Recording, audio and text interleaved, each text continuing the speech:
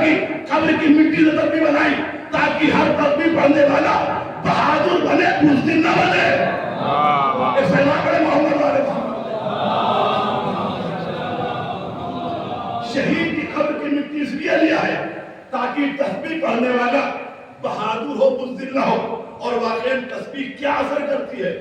امام خمینی سے کسی نے سوال کیا تھا، آپ ابھی نیا انقلاب لائے ہیں، اتنے بڑے سپر پاور ملک سے ٹکر لے رہے ہیں، ان کے پاس ٹینک ہے، میزائل ہے، ٹپم ہے، جدید ہتھیار، آپ کے پاس کیا ہے؟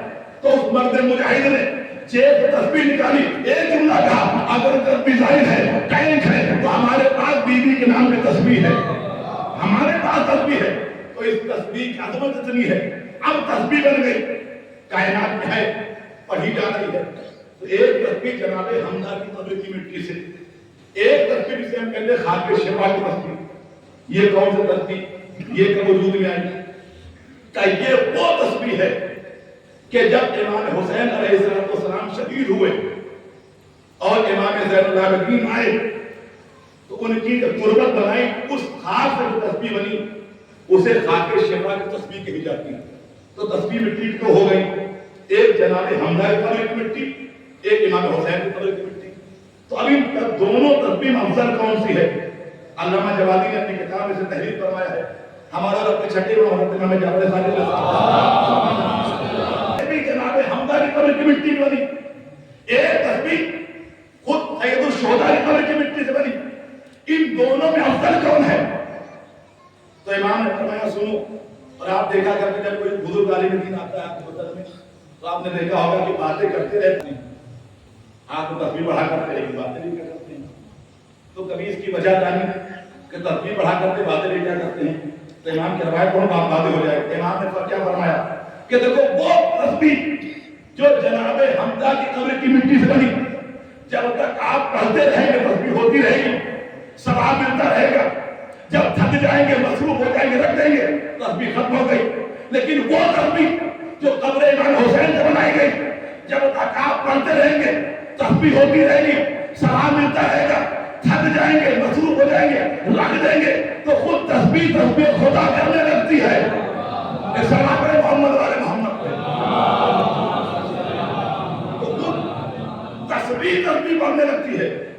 اور جب ہم تسبیح پڑھتے ہیں تو کبھی جبکہ تسبیح میں علامت موجود ہے کہ یہاں پر الحمدللہ کا، یہاں اللہ اکبر کا، یہاں لا الہ الا اللہ کا، لیکن کبھی کبھی انسان سورت پڑھ جاتا ہے یا پھر توجہ میں آگے نکل جاتا ہے، کبھی پیچھے نکل جاتا ہے۔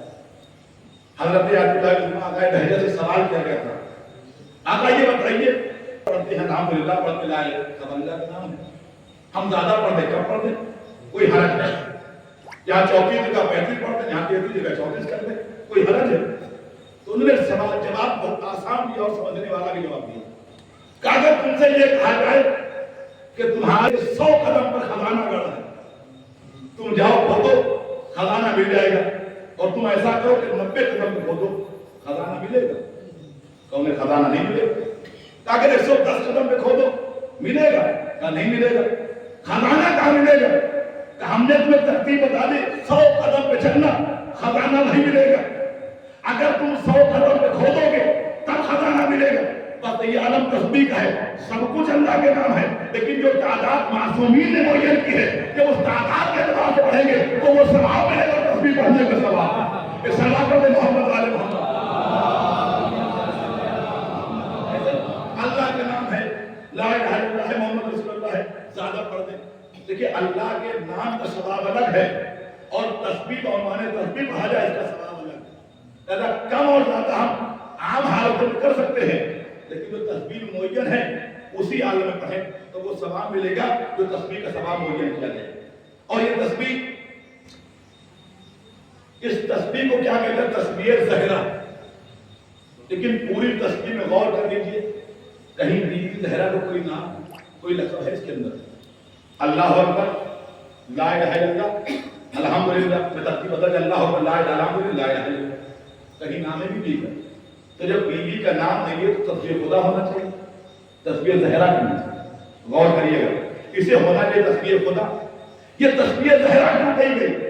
کیا تسبیح زہرا اس لیے کی گئی اگر بی بی زہرا نہ ہوتی تو نہ لا الہ الا اللہ ہوتا، نہ الحمدللہ ہوتا، نہ اللہ اکبر ہوتا۔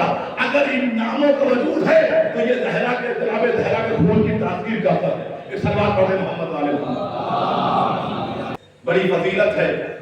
اور عزیزو، آج جس گھر سے ہمیں عبادت کا سلیقہ ملا، عبادت کرنے کا انداز ملا، جن لوگوں نے ہمیں قرآن کی تفسیر بتائی، آج اس نبی کی ذات کے اوپر حملے ہوئے۔ کیا کیا؟